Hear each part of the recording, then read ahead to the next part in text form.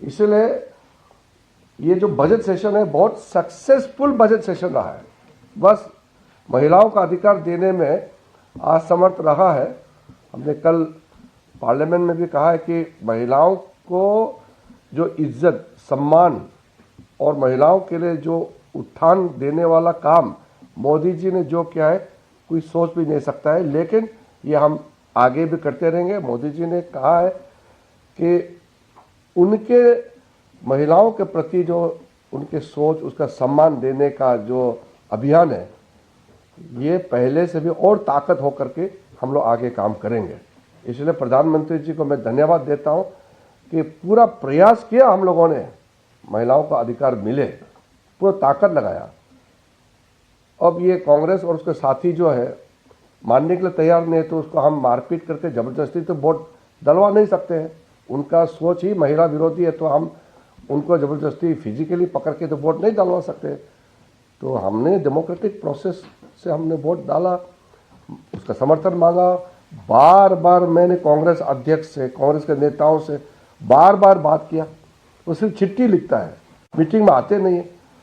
बाकी पार्टी लोग सब आए मीटिंग में, गृह मंत्री जी, मैं, हमारा कानून मंत्री अर्जुन जी, कितने बार हम लोगों ने मीटिंग किया, सबसे मीटिंग किया। और कांग्रेस पार्टी तो किरण रिजिजू जो बात कह रहे थे वो हमने आपके सामने रख दिया। हर्षवर्धन जी, आप अपनी बात पूरी कर लें। नहीं, देखिए, मुझे लगता है कि कल जिसने भी सदन की कार्रवाई देखी, और चूंकि इतना हाई पिच ये था, इतना बड़ा ऐतिहासिक अवसर था, ये आरोप लगाया जा रहा था या ये आलोचना की जा रही थी कि जो और बेहतर तरीके से होता कि भाई आप उसमें लिख के क्यों नहीं दे रहे हैं।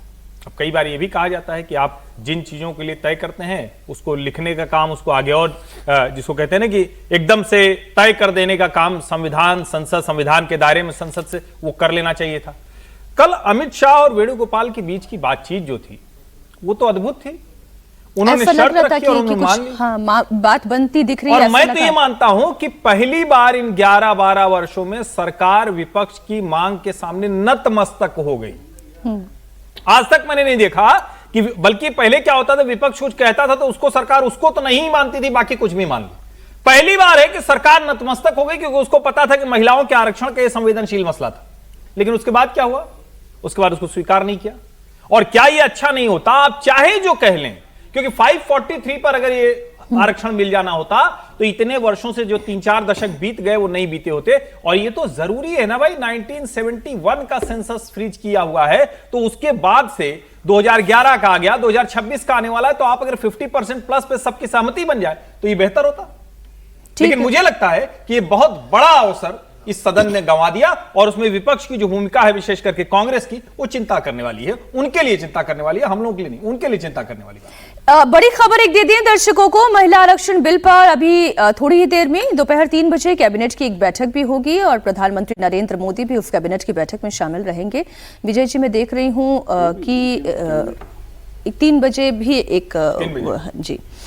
तो विजय जी, आज सुबह से मैं जैसे सोशल मीडिया पर भी थोड़ा नजर रख रही हूँ और देख रही हूँ क्या प्रधानमंत्री की तरफ से कुछ कहा जाता है, क्या कोई निराशा या कोई आशा भविष्य में, जो कांग्रेस पार्टी कह रही है कि भाई 543 पर ही, अभी प्रियंका गांधी का भी बयान हमने सुनाया था कि 543 पर ही आप जो है वो रिजर्वेशन दे दीजिए 33% का, हम इसके लिए तैयार हैं, ये स्वागत योग्य है।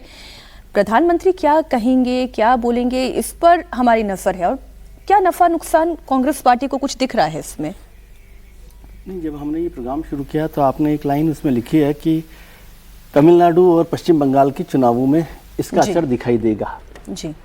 तो एक सवाल मेरे मन में आया कि क्या उन चुनावों को ध्यान में रख के ये बिल लाया गया था? अच्छा, ये बोल चुके हैं प्रधानमंत्री ने, कहा विपक्ष को इसका अंजाम भुगतना होगा। प्रधानमंत्री ने इसे विपक्ष की बड़ी गलती बताया, विपक्ष ने देश की महिलाओं को हराया है। जी, प्रधानमंत्री जी की तो बात हो गई है उसमें, तो कह रहा हूँ कि जब हम ये सवाल करते हैं कि क्या इसका असर तमिलनाडु और पश्चिम बंगाल के चुनावों में पड़ेगा, तो एक मन में सवाल स्वाभाविक आता है कि क्या उन चुनावों को ध्यान में रख के ये बिल लाया गया था? क्योंकि बीच चुनावों के इस बिल को लाया गया और परसों से शायद हम लोग इस पर सवाल कर रहे हैं। इसमें से किसी भी सवाल का जवाब मेरी वजह से नहीं, सरकार ने, विपक्ष ने भी बहुत सारे लोगों ने पूछा कि इस बिल को चुनावों के दौरान अलग से विशेष बैठक बुलाकर लाने की क्या जरूरत पड़ी, आवश्यकता क्या थी।